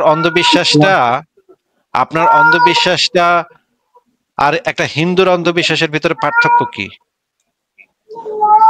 আমরা যদি মানবিকতার দিক দিয়ে চিন্তা করি, আপনাকে যেটা জিজ্ঞেস করতেছি সেটার উত্তরটা আগে একটু দেন। যে আপনার জন্ম যদি আজকে একটা হিন্দু পরিবারে হইতো, তাহলে তো আপনি এসে কইতেন ভাই কৃষ্ণ যে আছে এটা তো অনেক মুনি ঋষিরা বলে গেছে ভাই, অনেক মুনি ঋষিরা বলে গেছে ভাই, কৃষ্ণ আছে, রাম আছে। আপনার জন্মটা জাস্ট যদি আজকে ভারতে একটা হিন্দু পরিবারে হইতো, তাহলে আপনি এসে এই কথা কইতেন আমাদেরকে। আপনার জন্মটা যদি একটা ইহুদি পরিবারে হইতো, তাহলে এসে আমাদের কইতেন ভাই ইহুদি ধর্ম হইতেছে একমাত্র সত্য ধর্ম ভাই, বাদ বাকি সব ধর্ম মিছা কথা, ওগুলা সব ভুল, আমাকে ইহুদি ধর্মটাই সত্য। আপনার জন্ম যদি একটা খ্রিস্টান পরিবারে হইতো, একই কথা কইতেন আপনি এসা। মানে যেই পরিবারে জন্মায়, যেই পরিবারের বাপ মায়ে যেই অন্ধবিশ্বাসটা দিয়া দেয় পোলাপান রে, বড় হয় সেই মানুষ সেই অন্ধবিশ্বাসটা নিয়া। আপনি একটা মুসলিম পরিবারে জন্মাইছেন তো নাকি? হ্যাঁ। আপনার বাপ মা আপনারা শিখাইছে ইসলাম ধর্ম সত্য নাকি, এটা শিখাইছে নাকি ছোটকাল থেকে? না না, আমি ক্লাস 7 পর্যন্ত না কইলেন, আপনার বাপ মা কি আপনারা এটা শিখাইছে ইসলাম ধর্ম মিথ্যা, এটা শিখাইছে? না। তাহলে না করলেন কেন? আমি যখন বললাম আপনার বাপ মা আপনারা শিখাইছে ইসলাম ধর্ম সত্য, তখন না কইলেন কেন? না না, কিছুই বলে নাই আমি। আরে না কিছুই বলে নাই, অবশ্যই আপনারা কইছে। আপনি মুসলমানের পোলা, আপনার নাম রাখছে মুসলমান নাম, আপনার আকিকা দিছে, আপনারা কইছে নামাজ পড়তে, কিছুই বলে নাই, এটা কিভাবে সম্ভব? আমি হচ্ছে শুরু থেকে আপনি কি ভাই মানে বলদা, আপনি কি বলদ? আপনার বাপ মা আপনারা কিছুই কয় নাই যে ইসলাম ধর্ম সত্য, কোরআন সত্য, নবী সত্য, এগুলো আপনারা কিছুই কয় নাই, আপনি জন্ম থেকে বুঝা বলাইছেন? বলবে এটার রেজাল্ট কেন বলবে? আপনাকে কি আপনার বাপ মায় কি কইছে? আপনার বাপ মা কি কইছে যে আপনি মুসলমানের পোলা, এটা কখনো কইছে আপনারে? হ্যাঁ বলছে। তাহলে আপনি যে কইলেন যে আপনার বাপ মা কিছুই কয় নাই, কথা কই, আপনার বাপ মা কি কথা কইতে পারে না? বোবা মানে আপনার চিন্তাটা হচ্ছে মানে আপনারা যেটা জিজ্ঞেস করতেছি সেটার উত্তর দেন। আপনার বাপ মা আপনারা কয় নাই ইসলাম সত্য ধর্ম, এটা কয় নাই? না, এটা কয় নাই কখনো? না, আকার ইঙ্গিতেও আপনারা বুঝায় নাই যে ইসলাম সত্য ধর্ম? হ্যাঁ, আকার ইঙ্গিতে বুঝাইছে। নামাজ পড়তে কয় নাই আপনারে? না। রোজা রাখতে কয়, রোজার সময় রোজা রাখতে কয় নাই আপনারে? না। ঈদের সময় ঈদ করতে কয় নাই আপনারে? হ্যাঁ বলছে। আপনার কলেমা শিখায় নাই আপনারে? না। কলেমা শিখাইছে, কোন সূরা টুরাও শিখায় নাই আপনারে? ভাই মোমিন ভাই একটা কাজ করেন, আপনি আপনার বিড়ালটাকে আলাদা রুমে নেন, নাইলে ম্যাম শুনতে শুনতে তো কথা বোঝা যাচ্ছে না অর্ধেকের বেশি। বিড়ালটাকে অন্য রুমে নেন, নাইলে আপনি অন্য রুমে যান। আসলে বাইরে থেকে আসতেছে আর কি। আচ্ছা, আপনি আপনার বাপ মারে আপনার বাপ মারে একটু ফোনটা দেন তো, যে আমি একটু কথা জিজ্ঞেস করি ওনাদেরকে। আপনি সত্য কথা বলতেছেন না মিথ্যা কথা বলতেছেন? এটা তো হইতেই পারে না, এটা তো হইতেই পারে না যে বাপ মা আপনারা কোনোদিন কিছু কয় নাই, আপনি মানে নিজেই বুঝা গেছেন সবকিছু। এটা কিভাবে সম্ভব? বাপ মা আপনারা কিছুই কয় নাই ইসলাম ধর্ম সম্পর্কে, আমরা মুসলমান, আমাগো ধর্ম ইসলাম, আমাগো নবী মোহাম্মদ, আমাগো গ্রন্থ কোরআন, এগুলা কিছুই কয় নাই, আপনি বুঝা গেছেন, কিভাবে সম্ভব? ক্লাস 3 থেকে আমরা ইসলাম বই পড়ি। মানে কিছু বলার প্রয়োজন নাই, মানে এই কথার মানে কি? আপনার বাপ মা আপনার কিছু বলছে নাকি বলে নাই? আপনার চাচা চাচি, দাদা দাদি, নানা নানি কেউ কিছু কয় নাই? আপনি বুঝা গেছেন, জন্ম হয়ে বুঝা গেছেন আপনি মুসলমান? না না, আমি তো বলতেছি যে আমি ছোট থেকে আবারও বারবার প্রত্যেকটা কথার সাথে উত্তর দেওয়ার সময় আপনি না না বলেন কেন? এটা কেমন অভ্যাস? না না, যেটা জিজ্ঞেস করি না না। আসিফ ভাই ধরেন, ফর এক্সাম্পল ধরে নেন কোন এক জায়গায় জন্মাইছে যে এটা ট্রেডিশনাল না, অন্য কোথাও গিয়েছে জন্মাইছে, ফাইন। ভাই ইসলাম যে সত্য সপক্ষে আপনার কাছে কি কোনো প্রমাণ আছে? ইসলাম দেখেন সব থেকে লজিক্যাল লাগে। আপনার কাছে প্রমাণ আছে কিনা? আপনার কাছে কি কোনো প্রমাণ আছে যে ইসলাম একটা সত্য ধর্ম, এটা সপক্ষে কোনো প্রমাণ আছে? প্রমাণ তো কোরআন হাদিসে দেবো। কোরআন হাদিস কি প্রমাণ না প্রমাণ? কোরআন হাদিস দাবি কোনটা? প্রমাণ। কোরআন হাদিস প্রমাণ। আরে ভাই বলদা, একেবারে বলদা ভাই। ফারাজ ভাই আপনি এটা সেই এই মানে সুনাহাগার সাথে আপনি কথা বলেন ভাই, আমি একটু ঘুরে আসি। ফারাজ ভাই এটা কোনো কথা আছে ভাই? না না, এই সুনাহাগার সাথে কথা বলতে গেলে আমার মাথা গরম হয়ে যাবে ভাই। এই একেবারে সুনাহাগা, এটার কথা শুনে বোঝা যাচ্ছে একেবারে লোয়েস্ট লেভেলের সুনাহাগা। এটার সাথে কথা বললে আমার মাথাটা গরম হয়ে যাবে। আমারে ভাই আপনি বলেন ভাই, আমি গেলাম ভাই। ঠিক আছে, ওকে। আচ্ছা আমি তাহলে আপনার একটু ইয়ে করি।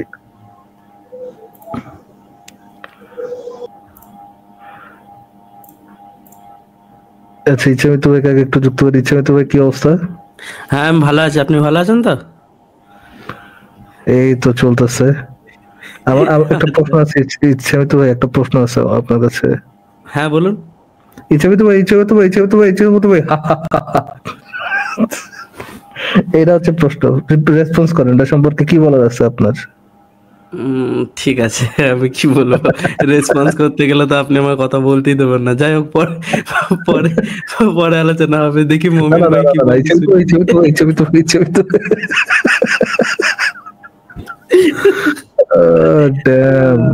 একজনের কথা বলার স্টাইল। এনিহাউ হ্যাঁ, ইচ্ছামিত ভাই তো আমাদের সাথে একজন ভদ্রলোক যুক্ত হয়েছেন, মুমিন আরিফ নামে। উনি বলছেন যে কোরআন হাদিসের মধ্যে দাবি নেই, কোরআন হাদিসের কাছে আছে প্রমাণ। তো ভাই মুমিন ভাই, কি জানি মুমিন আরিফ ভাই আমাদেরকে একটু বলেন যে প্রমাণ আর দাবির মধ্যে পার্থক্য কি? কোন একটা কনসেপ্ট কোন ধরনের যুক্তি ছাড়া অন্তর্ভাবে বলা হচ্ছে দাবি, মানে আমি একটা জিনিস দাবি করি, সত্য হইতে পারে নাও হতে পারে, বাট প্রমাণ হচ্ছে যেটা আমরা লজিক দ্বারা যুক্তি দ্বারা করতে পারবো আর কি। না তবে ফারাজ ভাই আমি এলাম এই কারণেই যে ইনি যে বইটার কথা বলছেন আর কি, ইনি নিশ্চয়ই কোরআনের কথাই বলছেন যে যেখানে সৃষ্টিকর্তা বলে দিয়েছেন, কিন্তু যে কোরআনে যে আল্লাহর কথা বলা হয়েছে সেটা আমারই আর একটা নাম, এবং এই পৃথিবী সৃষ্টির আগে সেটা আমিই লিখে রেখেছিলাম, বুঝলেন, এবং আমিই পাঠিয়েছি ফারাজ ভাই, আমি সেই জন্যই এলাম। আমার একটা বই নিয়ে আপনারা আলোচনা করছেন, তো কাজে আমি আসবো না, এটা তো ঠিক হয় না, না, তাই আমি এলাম আর কি। আচ্ছা মোমিন ভাই, ওই বইটা কিন্তু আমি লিখেছি, হ্যাঁ, ওটা আমার লেখা বই এবং আমি সবকিছু সৃষ্টি করেছি, বুঝলেন, যে সৃষ্টিকর্তার কথা বলছেন সেটা আসলে আমি।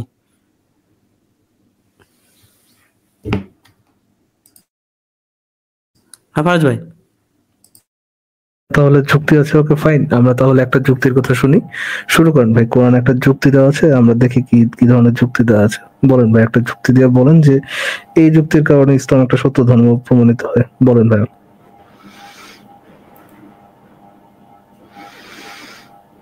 বলেন মুমিন আরিফ ভাই বলেন। ওকে, আচ্ছা আপনারা কি ফার্মাক্স লিগেল থিওরাম লাস্ট থিওরাম সম্পর্কে জানেন? আপনার কথা বোঝা যাচ্ছে না। আপনার কাছে যে যুক্তিটা আছে যুক্তিটা দেন ভাই। না না, এই কথাটা বলেন, ফার্মাক্স লাস্ট থিওরাম সম্পর্কে জানেন কিনা?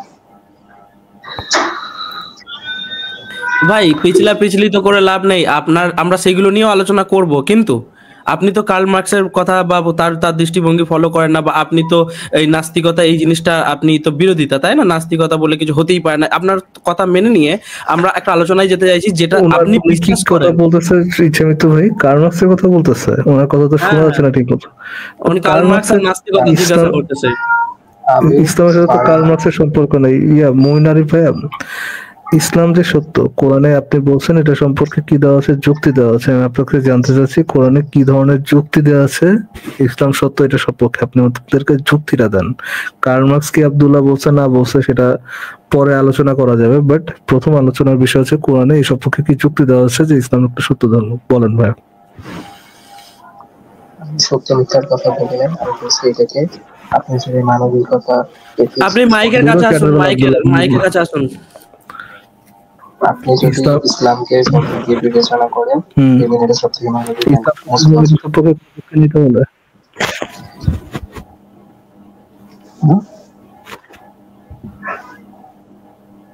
কি বললেন? আমি বলছি ইসলাম যে সত্য ধর্ম এই সম্পর্কে কোনো যুক্তি নাই আপনার কাছে? আমি তো সত্য মিথ্যার কথা বলি, আমি বলছি আরে বেটা জোরে বলেন, আরে ভাই জোরে বলেন, আপনার এই অবস্থা কেন, একটু জোরে বলেন। আমি বলছি যে ইসলাম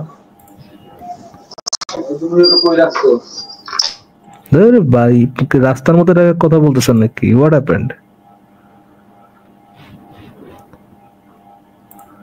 হ্যালো, আপনি আপনার মাইক্রোফোনটা একটু ঠিক করে আসুন, আপনি আপনার মাইক্রোফোন কথা বলুন না, কথা কিছু বোঝা যাচ্ছে না ফারাজ ভাই, বিদায় করুন। ওয়েস্ট, পিওর ওয়েস্ট, সত্যের পথে আপনাকে যুক্ত করা আছে ভাই, আনমিউট করে বলেন। এইভাবে তো কথা বলা যাবে না, সত্যের পথে যুক্তি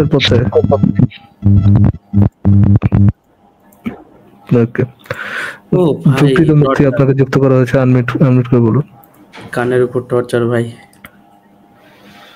যুক্তিতে মুক্তি আপনাকে যুক্ত করা হয়েছে, আনমিউট করে বলুন।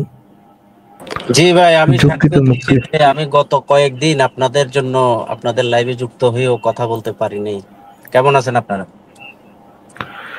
এই তো ভাই, আপনি এখানে তো হালকা জবরদস্তির নাই, সুযোগ সুবিধা নাই আর কি। যদি সুযোগ সুবিধা থাকতো তাহলে একটা কথা ছিল, বাট সিরিয়ালে তো যেতে হবে। আমি তো ওই যে বাংলাদেশের কাউলদের মতো না, আমি এমন এক জায়গায় থাকি, অবশ্য মাঝে মাঝে কাজের মধ্যে এত ব্যস্ত হয়ে যাই আপনাদের সাথে কথা বলতে পারি না।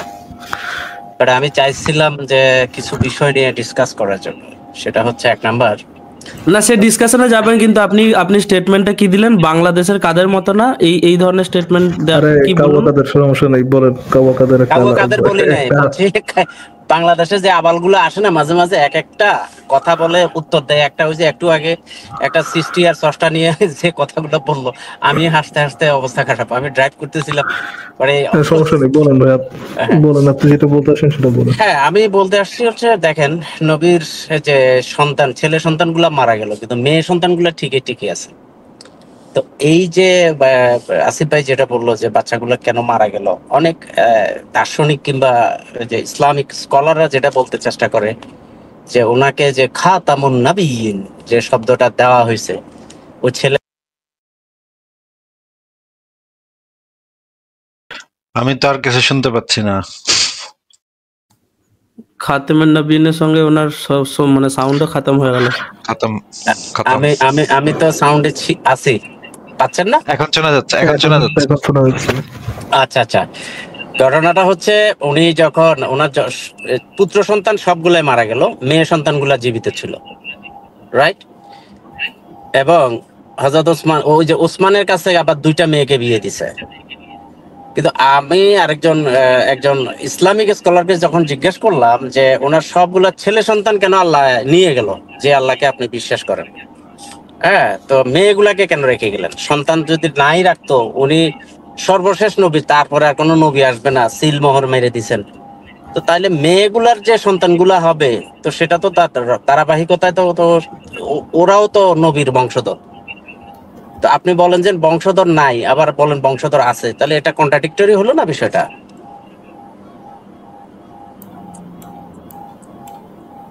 আচ্ছা ঠিক আছে, আপনার ইয়াটা তো বুঝতে পারলাম, বলেন এরপরে বলেন। হ্যাঁ, ওই বিষয়টা আর কি, যে একটু আগে একজনে প্রশ্ন করছিল যে নবীর ছেলেগুলা বেঁচে নেয় এই জন্যই যে পীরের ছেলে পীর হয়, তারপরে নেতার ছেলে নেতা হয়, এই সেন্সে ওরা হানাহানি মারামারি কাটাকাটি করবে। তো এইটা নিয়ে মানে ওদের যুক্তিটা হলো এটা।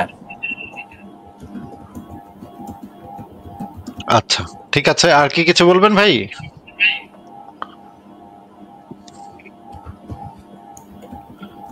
যুক্তিতে মুক্তি ভাই, আর কি কিছু বলবেন?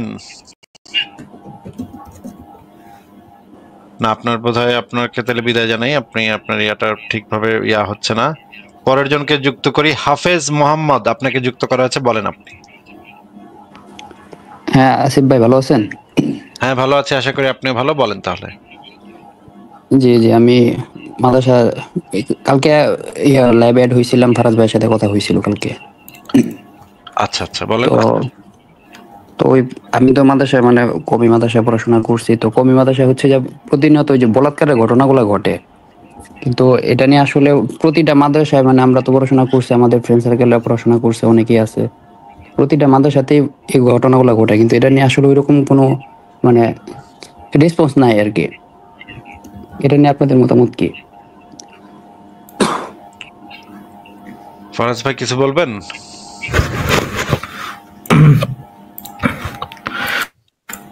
ভাই আমাদের হাতে তো কিছু বলার নাই এটা নিয়ে, আসলে যে কমি মাদ্রাসায় ধর্ষণ নিয়ে কোনো ইয়ে হয় না, এটা নিয়ে বা কোনো কাজ টাজ হয় না, এটা নিয়ে তো আসলে আমাদের কিছু মানে মন খারাপ হইতে পারে, বাট আসলে তো কিছু বলার নাই। আবার ওই ওরা যদি মানে যে বাচ্চাদের সাথে বলাৎকার ঘটনাগুলো ঘটে, তারা বাবা মার কাছে বললেও তারা বিশ্বাস করে না, ঠিক আছে? এরকম অনেকগুলা ঘটনা আমার সামনে ঘটছে। নিজের বাবা মা বিশ্বাস করে না যে এরকম ঘটনা ঘটতেছে। এরকম হয়েছে যে ব্লাডিং হয়েছে, ঠিক আছে? একটা ছেলে ছিল আপনার, ছোট বাচ্চা, ব্লাডিং হয়েছে, তারপরও হচ্ছে যে তার বাবা মা মানে এই বিষয়টা এতটা বেশি করে না। তো এই বিষয়গুলো আসলে আমার নিজের খারাপ লাগে আর কি অনেক, তো ওই জায়গা থেকে আর কি। হ্যাঁ, খারাপ তো ভাই লাগার মতোই জিনিস এটা।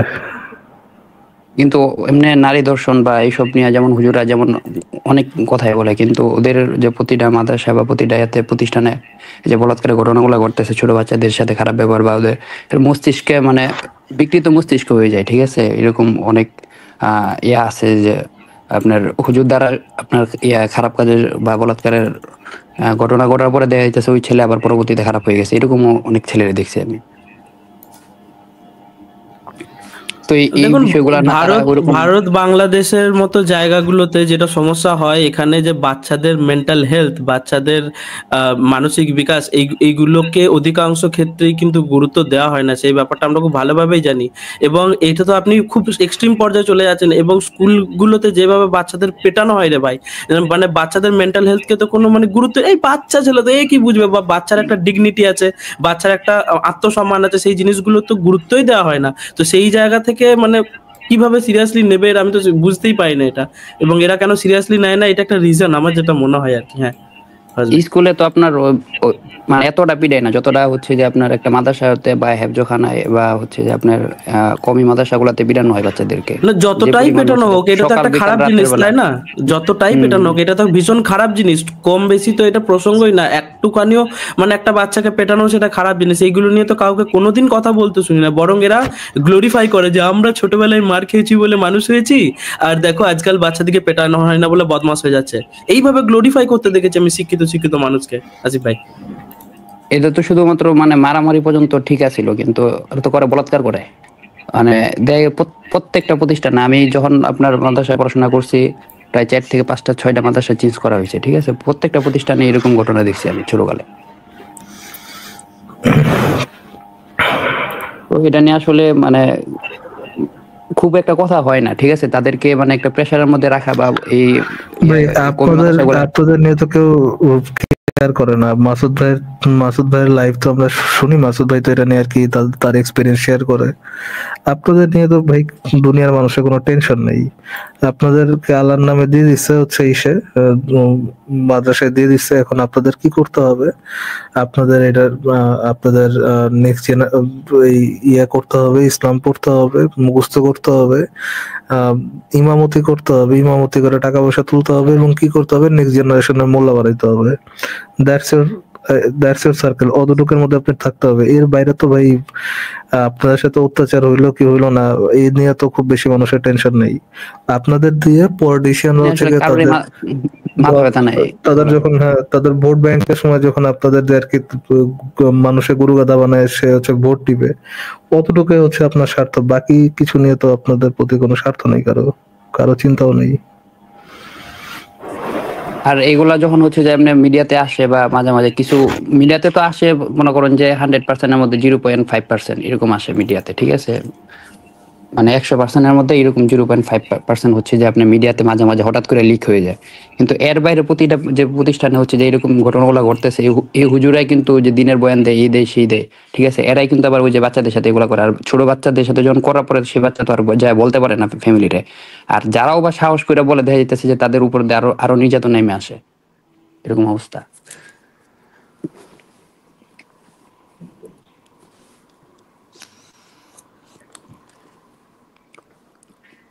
এটা শুধুমাত্র যে হচ্ছে যে প্রত্যেকটা হচ্ছে যে আপনার প্রতিটা কমি মাদের সাথে হচ্ছে এই অবস্থাগুলো চলতেছে। আগেও চলছে, এখনো চলতেছে।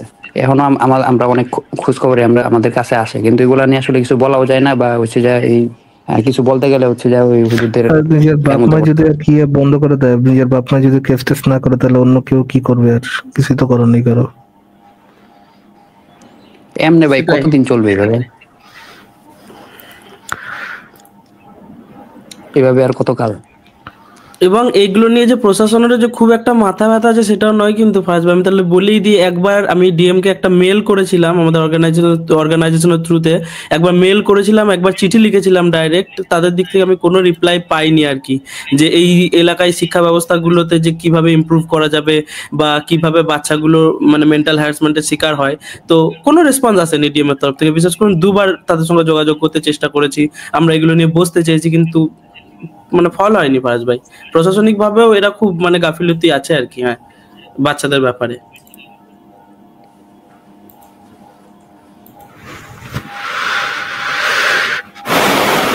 সেটাই ঠিক আছে। আমি তো ভাই হাফেজ মোহাম্মদ ভাই, এখন তো আমরা কি করবো ভাই? আমাদের হাতে তো কিছু আসলে নাই, মানে কিছুই করার নেই আসলে। এগুলো আপনার হচ্ছে যে ওই আপনার বিভিন্ন গ্রুপ বানায় বা পেজ বানায়, ওই যে বাচ্চাদের সাথে এই ঘটনাগুলো এগুলো মিম হিসাবে আপনার ইউজ করা যায় ফেসবুকে বা অনলাইনে, মানে ফেক আইডি দিয়ে বা হচ্ছে যাই মেইন হিসাবে না। তবে আমি যেটা বলি যে অন্য কেউ যদি কিছু করতে পারেন, একটা ডকুমেন্টেশন করতে পারেন। ডকুমেন্টেশন কি, আপনার একটা পেজ খুলে যে যত এটা সম্পর্কে পাবেন, যত এটা সম্পর্কে নিউজ পাবেন, সবগুলো শুধুমাত্র নিউজগুলো যদি আপনি প্রতিনিয়ত পোস্ট করতে থাকেন, একটা বড় তথ্য ভান্ডারই আপনার হয়ে যাবে আর কি।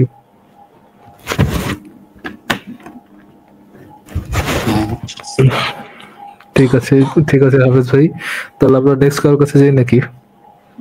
ওকে ভাই, ওকে, থ্যাংক ইউ। যুক্ত হওয়ার জন্য ধন্যবাদ। জি আসিফ।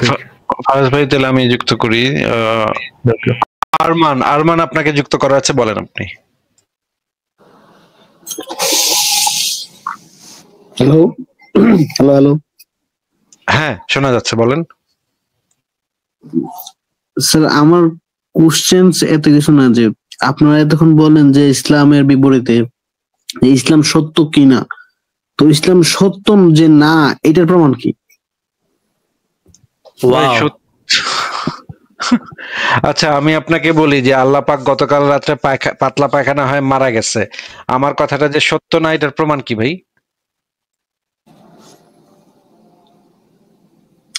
ভাই আপনাকে যা যে মানসিক আমি ব্যাকে বসে এতক্ষণ ধরে একটা কোশ্চেন বানাইলাম, হ্যাঁ আপনি উল্টা সুন্দর মতো ঘুরে আমার প্রশ্নটা করে দেবেন, কোনো কথা? এতক্ষণ চিন্তা করে আমি একটা কোশ্চেন বানাইলাম, চাকরি করে দিবেন? এটা কি মানবিকতা? হ্যাঁ, বেচারা তার সমস্ত মগজটারে ব্যবহার কইরা একটা যুক্তি বাইর করছে ফারাজ ভাই, একটা যুক্তি বাইর করছে। মুমিনের মাথায় যতটুকু ধরে, মুমিনের মগজে যতটুকু ধরছে, এটা দিয়া খুব একটা যুক্তি বাইর করছে। আপনারা যে বলতেছেন ইসলাম সত্য না, এটার প্রমাণ কি? আমি একটা প্রশ্ন করলাম, সাথে সাথে প্যান্টটা খুলে গেল। না না, অতটুকু না, যে আপনারা যে বলতেছেন ইসলাম যে সত্য, এটার প্রমাণ যে চাইতেছেন, ইসলাম যে সত্য না এটার প্রমাণ কি? কন্ত দেই কতখানি মগজ ব্যবহার করে আমি প্রশ্নটা করে লুসি মুভির ওই ডায়লগটা, when you use your 100% of your brain, বুঝতে পেরেছেন পারা যায়। সেটাই দেখা যাচ্ছে আর কি। ঠিক আছে আসিফ ভাই, নেক্সট কাউকে যুক্ত করবেন নাকি? আমি কিছু একটা দেখাবো আসিফ ভাই। দেখান। আমি কয়েকটা মানে দু একটা মিম দেখাতে যাচ্ছিলাম আর কি। দাঁড়ান একটা,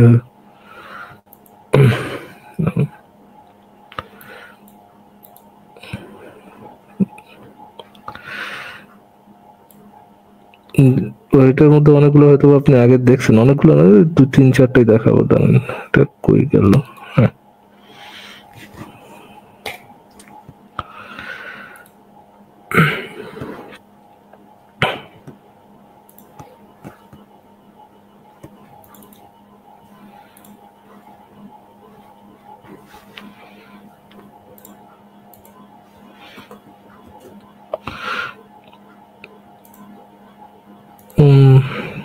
সরি একটু সময় লাগতেছে ভাই।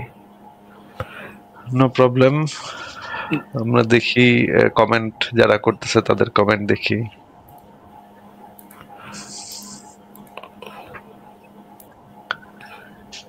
আরে এটা কই? এখানে একটা ভালো কমেন্ট এসেছে, কোশ্চেনটা অনেক কঠিন। ইচ্ছামৃত্যু ভাই, আপনার কি অবস্থা, কেমন আছেন? হ্যাঁ আসিফ ভাই ভালো আছে, আপনি ভালো আছেন তো? হ্যাঁ ভালো আছি। কালকে তো আমাদের এই মেগা লাইভ হয়ে গেল, মেগা লাইভ ভাই, একটু ফানি হয়েছে। হ্যাঁ সেই ভাই, সেই এই সম্পর্কে আপনার অভিমত কি আছে ভাই? না কোনো অভিমত নাই, একটু ফানি হয়েছে এটা বলতে পারি, ফান হয়েছে। আসিফ ভাই এই সম্পর্কে আপনার অভিমত কি? একটু ফানি হয়েছে আর কি। বাট আসিফ ভাই দাঁড়া আসিফ, আচ্ছা এটা একটু দেখেন আসিফ ভাই। দ্য ফার্স্ট ফিচার আমাদের বাঙ্গু মুভমেন্ট,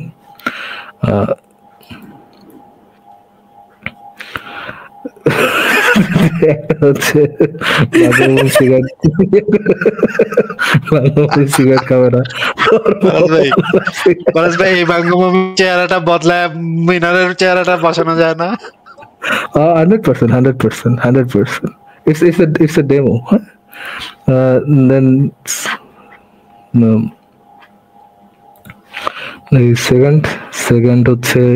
সেকেন্ড ফিচার হচ্ছে আমাদের প্রিন্সেস। দেখা যাচ্ছে নাকি আসিফ ভাই?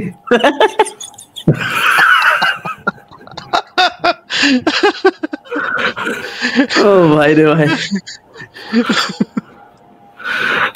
আল্লাহ আমাদের তাকদির বা ভাগ্য নির্ধারণ করে রেখেছেন, এবং আল্লাহ একই সাথে আল্লাহ বলেছেন মানুষের ফ্রি উইল আছে। আমি দুইটা একই সাথে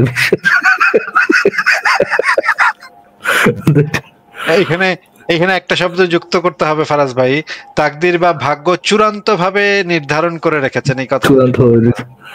আচ্ছা ঠিক আছে, চূড়ান্ত ভাবে নির্ধারণ করে রেখেছেন। এন্ড দেন তিন নায়িকা, তাকি তাকি, তিনজন মানে যে ট্যাগে ফেমাস, তাকি তাকি, একজন সাকি সাকি, একজন সাকি সাকি সাকি।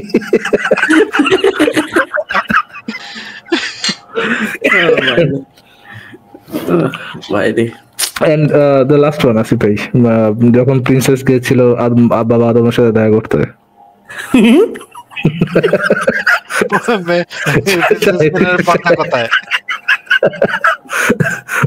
বাবার সাথে পর্দা করতে হয় না নাকি আসিফ ভাই? কিন্তু করতে তো হয় ভাই, আমার তো ইমান তো ইয়া হয়ে যাচ্ছে, নড়াচড়া খাচ্ছে ভাই। বাবার হাসি দেখে বোঝা যাচ্ছে ইমানে কিছু না কিছু বাবার এক্সপ্রেশন দেখে মনে হচ্ছে অলরেডি ইমান আউট বাবার, দেখুন এক্সপ্রেশন। হ্যাঁ ইয়ারা মুমিনরা যে কনফিডেন্সের সাথে বলে যে বাবা আদম ছিল, বাবা আদম 60 ফুট লম্বা এরকম ছিল, তো 60 ফুট লম্বা ভাই ইসের মধ্যে একটা জিনিসই পাওয়া যায়, এক হচ্ছে গিয়ে ট্রল, দুই হচ্ছে গিয়ে আপনার এই কিং কং। অ্যাটলিস্ট কিং কংটার একটা সর্ট অফ মানুষের মতো আর কি, গঠনটা তো কিছুটা মানুষের মতো, তো ওইটাই হইতে পারে, লিনিয়াজ হইতে পারে, কিং কং লিনিয়াজ, ওইখান থেকে মানুষ আসছে হইতে পারে। হ্যাঁ এতটুকু দেখা ছিল আসিফ ভাই, যদি নেক্সট কাউকে যুক্ত করতে চান যুক্ত করতে পারেন। ঠিক আছে, তাহলে যুক্ত করি, আরেকজনকে যুক্ত করি। ডন ফ্যামিলি, আপনাকে যুক্ত করা আছে, বলেন। ধন্যবাদ আসিফ ভাই এবং ফারাজ ভাই, কেমন আছেন সবাই? ভালো আছি, আশা করি আপনিও ভালো। বলেন তাহলে। আমি অনেকদিন যাবত এখানে যুক্ত হওয়ার চেষ্টা করি, কিন্তু যুক্ত হইতে আমি ঘুমাই পড়ি রাত্রে, তো লাইনে থাকতে থাকতে ঘুমাই পড়ে অনেক। আমি 2 দিন আমি আমার পরের ইউটিউব চ্যানেলে আমি দেখতে পাচ্ছি, মানে আপনাদের চ্যানেলের ভিডিও গুলাতে দেখতে পাচ্ছি যে আমি জয়েন হয়েছে কিন্তু কথা বলতে পারি নাই, কল কেটে গেছে। যাই হোক, আজকের একটা ঘটনার একটা ছোট্ট একটা কাহিনী, একটু স্টোরি আপনাকে বলবো, এটাতে যদি আপনার কোনো উত্তর দিতে চান তাও দিতে পারেন, বা আমার কি করণীয়টা কি ছিল ওই পর্যায়ে সেটা একটু শেয়ার করবো। কি আমার বয়স হচ্ছে 36 বছর। আমি বাংলাদেশে আছি, কুমিল্লাতে আছি, এবং আমি একটা হিন্দু ফ্যামিলি।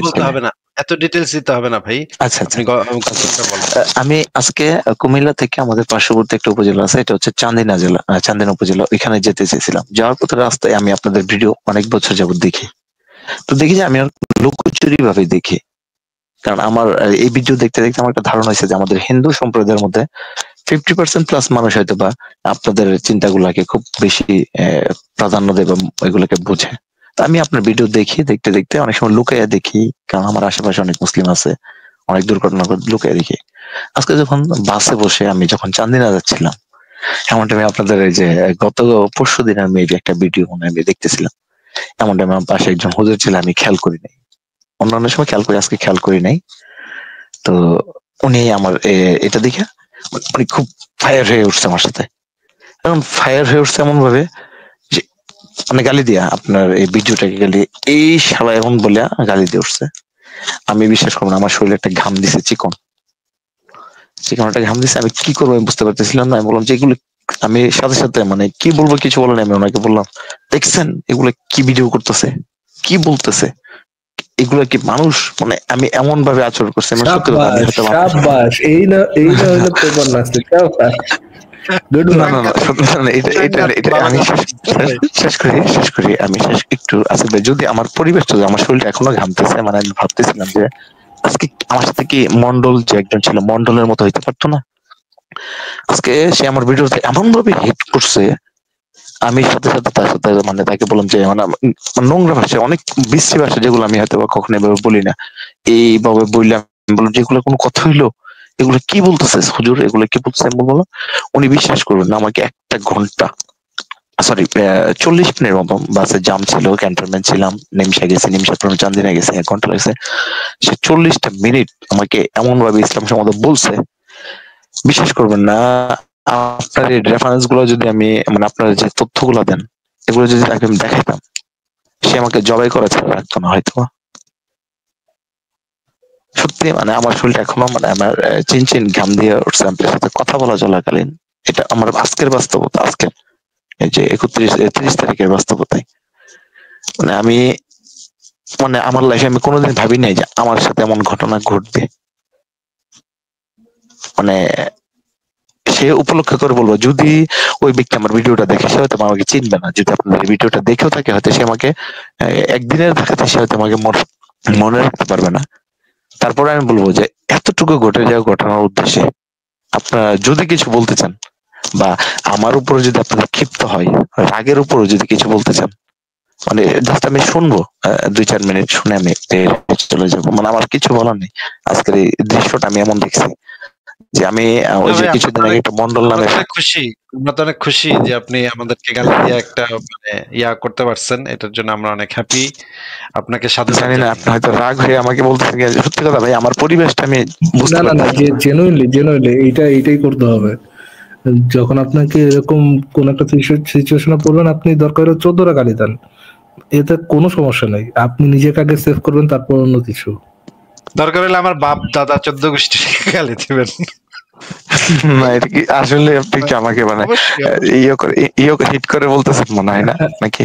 না এটা তো আপনাকে জাস্ট বোঝানোর জন্য বোঝাচ্ছেন। আপনি যে সাতিমে আসিফ হয়ে গেছেন, এটার জন্য তো জবেও করতে হবে আপনাকে। ছুরিটা ধার দিতেছে, আপনি ঠিকানা দিয়েন, কালকে দেখা হবে। ভাই আমি লোক পাঠাচ্ছি, যে ব্যক্তি আমার নামে কুচ্ছা রটনা করে তার গর্দান উড়াইয়া দাও। ঠিক আছে ভাই, শুনলাম। এবং আপনাকে এই জিনিসটা আমরা আগেও বারবার করে বলছি যে এই ধরনের বিপদে পড়লে আচ্ছা মতো আমাদেরকে সবাই চূড়া মানে ধুমায় গাইলাবেন, গাইলা টাইলা বলবেন যে দেখেন ভাই কি একটা অবস্থা করতেছে, নাস্তিকদের যন্ত্রণাতে থাকতে পারতেছি না ভাই, আপনারা কিছু করেন ভাই আলেমরা, ভাই আপনারা গিয়া একদিন এইটারে দাঁত ভাঙা একটা জবাব দিয়ে আসেন ভাই। এইভাবে তাদেরকে বলবেন, শেয়ার দিবেন আমাদের ভিডিও, শেয়ার দিয়ে উপরে লিখবেন। আমি আসিফ ভাই দুই একটা কথা যদি সুযোগ দেন তাহলে একটু শেয়ার করি।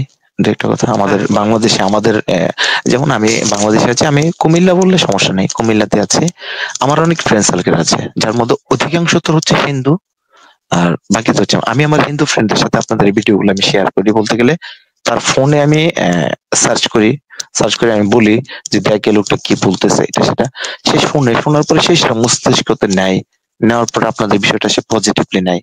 আমার এরকম মনে করেন যে আমার 28 থেকে 30 জন বন্ধু বান্ধব আপনাদের ভিডিওটা রেগুলারলি দেখি। মাইক্রোফোনটা কি একটু সাইডে নেবেন, মানে মুখের একটু সাইডে খুব হাওয়া আসছে তো, মানে অডিয়েন্সের কান চলে যাবে। এখন ঠিক আছে? হ্যাঁ এখন ঠিক আছে, ঠিক আছে বলুন। আচ্ছা, তো এরকম ভিডিও দেখার পরে তারা অনেকটা পজিটিভলি নেয়। আমাদের কিছু আমার বেশি সংখ্যক অল্প কিছু বন্ধু বান্ধব হচ্ছে মুসলিম, তাদেরকে সাথে আমি কখনো এটা শেয়ার করতে পারি না, কিন্তু শেয়ার মানে আমার ফোন যেহেতু আমরা একসাথে থাকি, তাদের সাথে আপনাদের নাস্তিকতা নিয়ে আলোচনা হয়, কিন্তু তারা কখনোই আপনাদের এই বিষয়টাকে মানে মেন্টালি বলেন, সামাজিক ভাবে বলেন বা ব্যক্তিগত দিক থেকে বলেন যে হ্যাঁ মানে নিজের যে ভেতরের একটা মন মানসিকতা আছে না, যে আমি সবকিছু ছেড়ে দিয়ে আমি একটা মনে করলাম একটা সাধারণ মানুষ, তারা কোনোভাবে আপনাদের বিষয়টাকে মেনে নেয় না। নাস্তিক মানে হচ্ছে একটা গালি। কিন্তু আমার হিন্দু ফ্রেন্ড অনেক দেখলাম তারা আপনাদেরকে খুব পজিটিভলি নেয়, এবং সে আমাদের সাথে, আমাদের বন্ধুরা আমাদের নিজের আপনাদেরকে নিয়ে অনেক গল্প হয়, অনেক কথা হয়, বা আপনাদের রেফারেন্স গুলো নিয়ে আমাদের আলোচনা হয়। এটা আমার দৃষ্টিকোণ দেখা আর কি, মানে আমার রিয়েল লাইফে আমার শহরে দেখা কিছু চাল চরিত্র। আচ্ছা ঠিক আছে ভাই, শুনলাম আপনার কথা। আর কি কিছু বলবেন আপনি? না আর কিছু বলতে, অনেক সময় অনেক কিছু প্রশ্ন মনে আসে আসিফ ভাই, কিন্তু আসলে এই অপেক্ষায় থাকতে এমন হয় যে আসলে মনে হয় যে কিছু একটা ভুলে যাই। যাই হোক, আজকে অনেক মানে আমার মনে হয় আমি 2 বছর খানিক পরে আসলে শেয়ার হয়ে একটু কথা বলছি, না আমি ঘুমাই পড়ি। আমি জয়েন হই প্রতি রাতে 2টা-2:30 বাজে, এমনটা বাজে জয়েন হয়, তখন আমার ঘুম থাকে, আমি ঘুমাই থাকি শুনতে। আচ্ছা ঠিক আছে ভাই, যুক্ত হওয়ার জন্য ধন্যবাদ, এন্ড টেক কেয়ার। একটু বুঝে শুনে চলাফেরা করুন আর কি। হ্যাঁ, ধন্যবাদ। এটা আজকের জন্য মনে হয় যে লাইফ পাইছি নতুন করে, আল্লাহ আমাকে নিজের হাতে বাঁচাই দিছে, সত্যি কথা। আলহামদুলিল্লাহ, আলহামদুলিল্লাহ।